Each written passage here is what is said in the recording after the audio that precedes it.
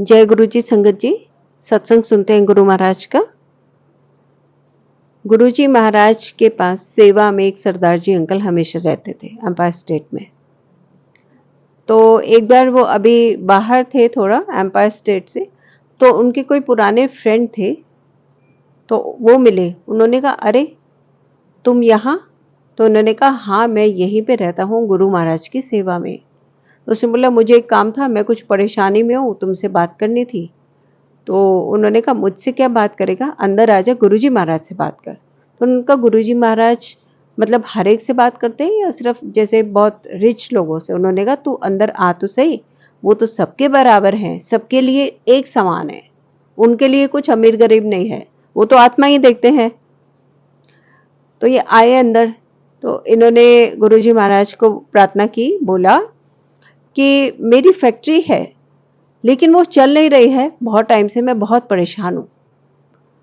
और जो वर्कर आते हैं वो आते हैं फैक्ट्री के अंदर आते हैं और बोलते हैं हमारा काम करने का दिल नहीं करता, ऐसा चक्कर लगा के वो लोग चले जाते हैं।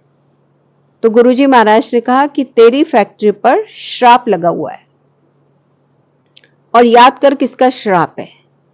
तो ये थोड़ी देर बैठे, तो इन्होंने बोला मुझे याद नहीं आ रहा किसका श्राप है, जबकि इनको याद आ चुका था। तो गुरुजी ने कहा तुझे याद आ चुका है किसका श्राप है। तो ये चुप रहे। गुरुजी महाराज ने बोला ये फैक्ट्री तेरी नहीं थी, ये फैक्ट्री तेरे भाई की थी और तू कुछ भी काम नहीं करता था, खाली बैठता था। तेरे भाई ने दया करके तुझे अपनी फैक्ट्री में काम दिया और तू उनके साथ काम करने लगा। फिर तेरा भाई का जीवन समाप्त हो गया, वो ऊपर चला गया एंड देन तूने वो सारे पेपर चेंज करा ली और फैक्ट्री का ओनर बन बैठा। जब तेरी भाभी को ये बात मालूम चली तो उन्होंने तुझे श्राप दिया, वही श्राप तुझे इस समय लगा हुआ है। तू जा, उनसे जाकर माफी मांग के आ, वो तुझे माफ करेंगी, तब तेरी फैक्ट्री को चलने लायक मैं आशीर्वाद दूंगा।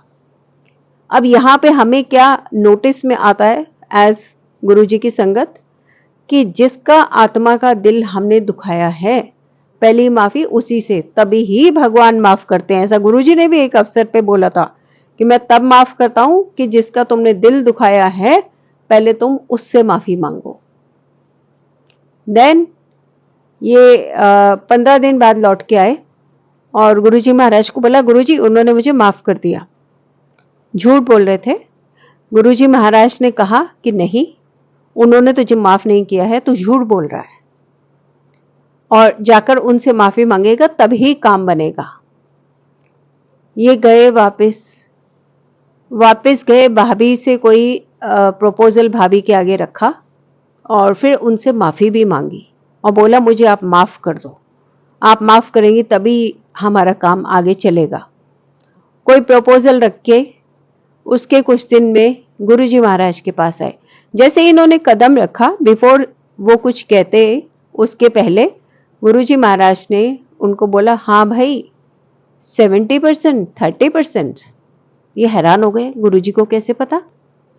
इन्होंने ये प्रपोजल रखा था अपनी भाभी के आगे कि भाई मैं 70% लूंगा क्योंकि मैं काम कर रहा हूँ, 30% मैं आपको दूंगा और इस तरह से फैक्ट्री चलेगी क्योंकि मैं ज्यादा काम कर रहा हूँ। तो भाभी ने सोचा कि अगर मैं चलाती हूँ तो हो सकता है सारा ही नुकसान हो जाए, कुछ भी ना बचे, तो चलो मुझे बैठ के 30% तो मिल ही रहा है।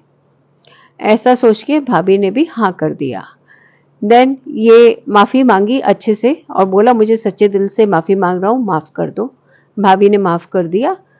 ये गुरुजी महाराज के पास जब आए तो गुरुजी को तो पता था ऐसा हो चुका है। देन गुरुजी ने इनको एक छोटा सा उपाय बोला करने को और साथ में ये बोला कि इस दिन इस समय तू अपनी फैक्ट्री का स्विच ऑन करना। तो इन्होंने अपनी फैक्ट्री का स्विच उसी समय ऑन किया गुरुजी महाराज के बताए अनुसार। उसके बाद से इनकी फैक्ट्री बहुत ही अच्छी चल निकली, ताकि वो भाभी जो कष्ट में थी कि उनके पति नहीं रहे और उनके भी ऊपर फाइनेंशियल क्राइसिस थे, प्लस इनके ऊपर भी कष्ट था, उनसे ये मुक्त हो गए। अब इससे क्या हमें सबक मिलता है कि कर्मों का हिसाब तो देना ही पड़ता है, स्पेशली जब पेरेंट्स, ऐसा हमने सुना है कि जब पेरेंट्स बुरा काम करते हैं, उस पैसे से जब बच्चों को पालते हैं तो वो कष्ट उनके सामने, दुनियादारी में जो देखा है वो बताया जा रहा है, वो कष्ट उनके सामने उनके बच्चों पर आते हैं, फिर वो दुखी होते हैं, चाहे वो बच्चों की हेल्थ पे कोई बड़ी प्रॉब्लम आ जाए, चाहे वो बच्चों के ऊपर कोई लाइफ पार्टनर से संबंधित बड़ी प्रॉब्लम आ जाए, लेकिन आती जरूर है, क्योंकि उसी खाने से ही तो बच्चे भी तो पलते हैं ना। तो इन बातों का हम ख्याल रखें और फिर गुरुजी महाराज की शरण में आके, वैसे भी पापों से नाता तो रहता नहीं है किसी का, क्योंकि जाकर तो उनको ही मिलना है ना, यहाँ तो मिले ही पड़े हैं और वहां भी उनको अपना चेहरा तो दिखाना है ना। एक बार हमने कहीं पे पढ़ा था कि उसमें लिखा था कि कर्म ऐसे करो कि जब ऊपर जाओ तो भगवान तुम्हारी पीठ थपथपाए और बोले, बहुत अच्छा किया बेटे, शाबाश। तो ये बात दिल पे छप चुकी है कि वो बोलेंगे शाबाश बेटे, बहुत अच्छा किया।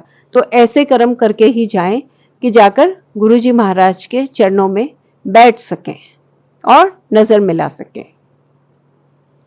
महाराज ने हमें कितना स्पिरिचुअली हाई कर दिया, इस रास्ते पे ले जाके सबको। ऐसे महाराज को हम दंडवत प्रणाम करते हैं और सब मिलकर कहते हैं, जय गुरुजी, शुक्राना गुरुजी महाराज का।